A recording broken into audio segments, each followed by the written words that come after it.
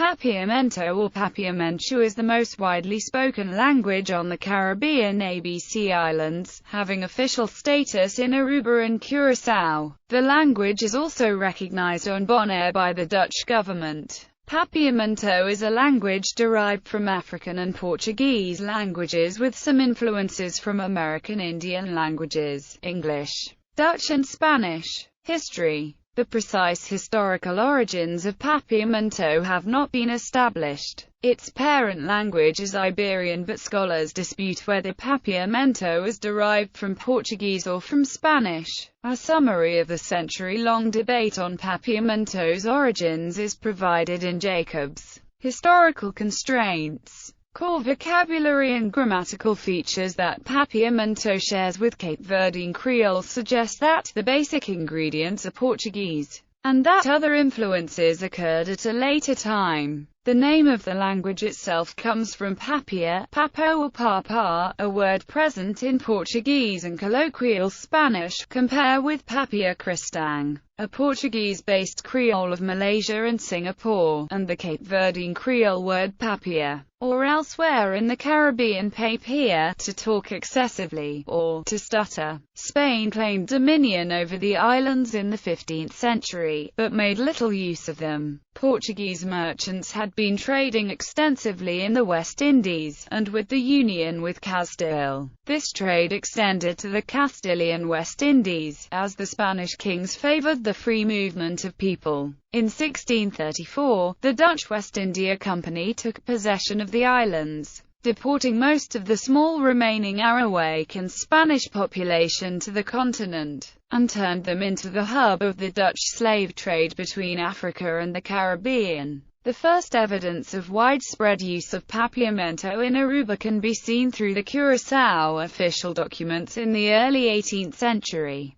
In the 19th century, most materials in the islands were written in Papiamento, including Roman Catholic schoolbooks and hymnals. The first Papiamento newspaper was published in 1871 and titled Civilizador. Civilizado is Spanish and Portuguese for civilized, but can also be understood as having a suppressed final r in the word civilizador. An outline of the competing theories is provided below. Local development theory. There are various local development theories. One such theory proposes that Papiamento developed in the Caribbean from an original Portuguese African pidgin used for communication between African slaves and Portuguese slave traders, with later Dutch and Spanish influences. Another theory is that Papiamento first evolved from the use in this region since 1499 of lenguas and the first repopulation of the ABC Islands by the Spanish by the Cedula Real decreed in November 1525,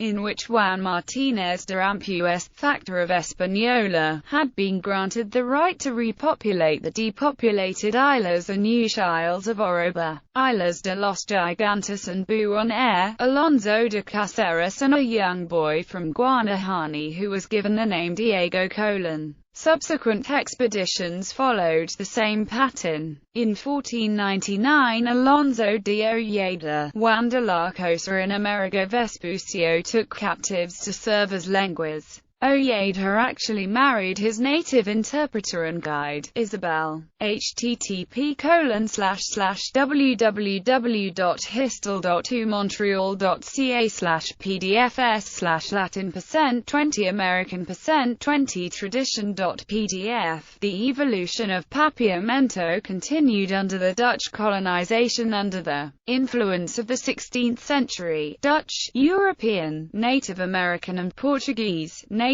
American languages, with the second repopulation of these ABC islands under Peter Stuyvesant, who arrived here from the ex-Dutch Brazilian colonies. The Judeo-Portuguese population of the ABC Islands increased substantially after 1654, when the Portuguese recovered the Dutch-held territories in northeast Brazil, causing most of the Portuguese-speaking Jews in those lands to flee from religious persecution. The precise role of Sephardic Jews in the early development is unclear, but it is certain that Jews play a prominent role in the later development of Papiamento. Many early residents of Curaçao were Sephardic Jews either from Portugal, Spain, or Portuguese Brazil. Therefore, it can be assumed that Judeo-Spanish was brought to the island of Curaçao, where it gradually spread to other parts of the community. As the Jewish community became the prime merchants and traders in the area, business and everyday trading was conducted in Papiamento with some Ladino influences. While various nations owned the island and official languages changed with ownership, Papiamento became the constant language of the residents. European and African origin theory. Peter Stuyvesant's appointment to the ABC Islands followed his service in Brazil. He brought Indians, soldiers, etc., from Brazil to Curaçao as well as to New Netherland. In Stuyvesant's Resolution Book, Document No. 4b in the Curaçao Papers presents the multi-ethnic makeup of the garrison and the use of local Indians as cowboys, whereas the number of Indians, together with those of Aruba and Bonaire, have increased here by half, and we have learned that they frequently ride. They communicated with each other in Papiamento, a language originating when the first Europeans began to arrive on these islands under Ojeda, Wanderampues, Bajarano and mixing with the natives. Stuyvesant also took some Esopus Indians captives in New Netherland and brought them as slaves to Curaçao. There was little Dutch government activity in the management of DWI because during the period 1568 to 1648, they were actively fighting for their independence and were not in a position to manage their colonies. A more recent theory holds that the origins of Papiamento lie in the Afro-Portuguese Creoles that arose almost a century earlier, in the west coast of Africa and in the Portuguese Cape Verde Islands. From the 16th to the late 17th century, most of the slaves taken to the Caribbean came from Portuguese trading posts in those regions. Around those ports there developed several Portuguese African pidgins and Creoles, such as Guinea-Bissau Creole, Mina, Cape Verdean Creole, Angola, and Guiana. The latter bears strong resemblances to Papiamento. According to this theory, Papiamento was derived from those pre-existing pidgins, Creoles, especially Guiana, which were brought to the ABC Islands by slaves or traders from Cape Verde and West Africa. Some specifically claim that the Afro-Portuguese mother language of Papiamento arose from a mixture of the Mina Pidgin, Creole and the Angola Creole. Proponents of this theory of Papiamento contend that it can easily be compared and linked with other Portuguese Creoles, especially the African ones. For instance, compare me or bo. Me is from the Portuguese me, and bo is from Portuguese vos you. The use of b instead of v is very common in the African Portuguese Creoles. However, because of the similarities between Portuguese and Spanish, it can also be argued that these two words derive from Spanish me and vos. Papiamento is, in some degree, intelligible with Cape Verdean Creoles and could be explained by the immigration of Portuguese Sephardic Jews from Cape Verde to these Caribbean islands. Although this same fact could also be used by dissenters to explain a later Portuguese influence on an already existing Spanish-based Creole. Another comparison is the use of the verb tar and tabatar from vernacular Portuguese tar with verbs where Portuguese does and with others where it does not use it.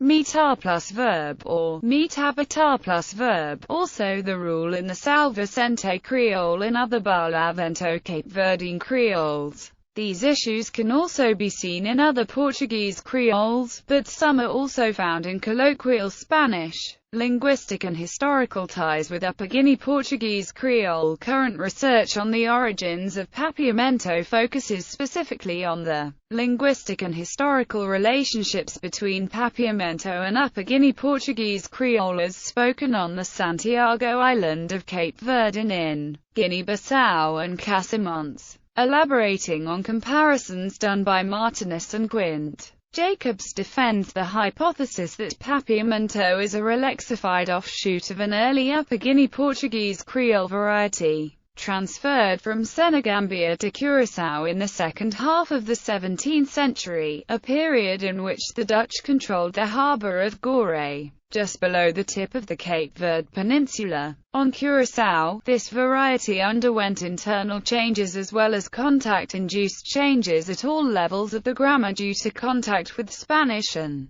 to a lesser extent, Dutch, as well as with a variety of KWA and Bantu languages. These changes notwithstanding, the morpho-syntactic framework of Papiamento is still remarkably close to that of the Upper Guinea Creoles of Cape Verde and Guinea-Bissau. Casamont's present status: many Papiamento speakers are multilingual and are also able to speak Dutch, English and Spanish. In the Netherlands Antilles, Papiamento was made an official language on March 7, 2007. After its dissolution, the language's official status was confirmed in the Caribbean Netherlands, until January 1, 2011. Since then, Bonaire is the only portion of the Caribbean Netherlands in which it is spoken and recognized. Papiamento has been an official language of Aruba since May 2003. Papiamento is also spoken elsewhere in the Netherlands and on the other Dutch Caribbean islands of Saint Martin, Saba and Sint Eustatius by immigrants from Aruba, Bonaire and Curaçao. Venezuelan Spanish and American English are constant influences today. Code switching and lexical borrowing between Papiamento, Spanish, Dutch and English among native speakers is common. This is perceived as a threat to the further development of Papiamento due to a language ideology that is committed to preserving the authentic, African or Creole feel of Papiamento. Dialects. Papiamento has two main dialects, one in Aruba and one in Curaçao and Bonaire, with lexical and intonational differences.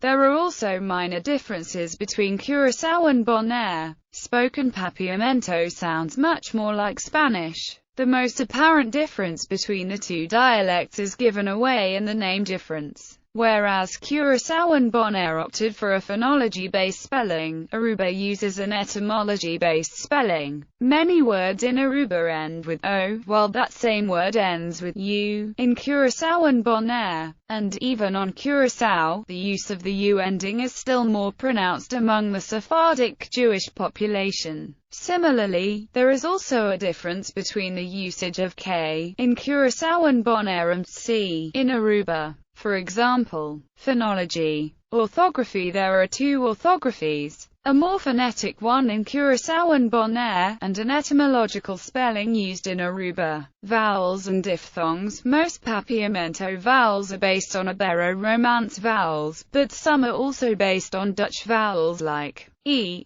ui, oi, y, I, o, u, I, j, a, I, u, o, and a. Papiamento has the following 9 vowels. The orthography of Curaçao has one symbol for each vowel. There are dialects that exist in the island itself. An example is the Aruban word, dollar, which is the same in Curaçao's version, but written differently. The R is silent in certain parts of the island. It is also written without the R. In addition to the vowels listed above, schwa also occurs in Papiamento. The letter E is pronounced as schwa in the final unstressed syllables of words such as agradable and comada. Other vowels in unstressed syllables can become somewhat centralized in rapid casual speech. Stress and tone. Papiamento is one of only 2 languages worldwide that distinguish both lexical stress and tone, and is the only language in the world known to use both stress and prosodic accent.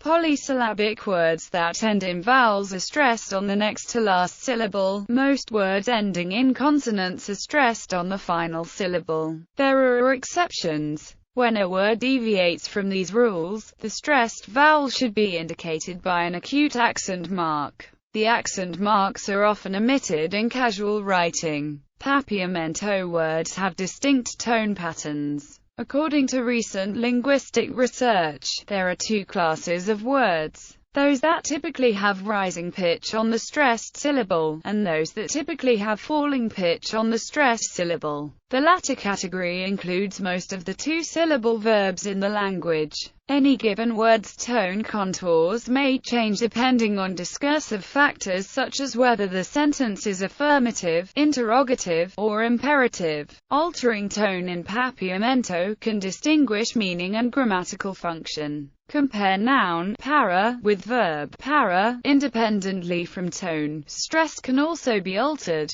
Compare para with parath. Papiamento uses prosodic accent. Tone is largely dependent on the grammatical function of the word in sentence. Compare. The following are the grammatical rules of Papiamento intonation. Verbs usually have rising tone. A following adverb receives high intonation. Nouns and adjectives usually have falling tone. A following adjective receives low intonation. In words of more than 3 syllables, grammatical tone or accent will fall on the last stressed syllable. The first stressed syllable receives the opposite tone for contrast. Compare noun kini kini, falcon with adverb poco poco, slowly. An adverb has rising tone, so a following adjective receives high tone. The adverbs bon and mal, even though they are adjectives, in grammar will always have adverbial, rising tone character. They will always behave like adverbs, even when they qualify nouns. They behave like adverbs even when doubled for emphasis. The particle of negation, no, always receives rising tone. The following verb is inevitably raised in pitch. Compare mi ta papia and mi no ta papia. This negating pitch raise is crucial and is retained even after contraction of the particle in informal speech.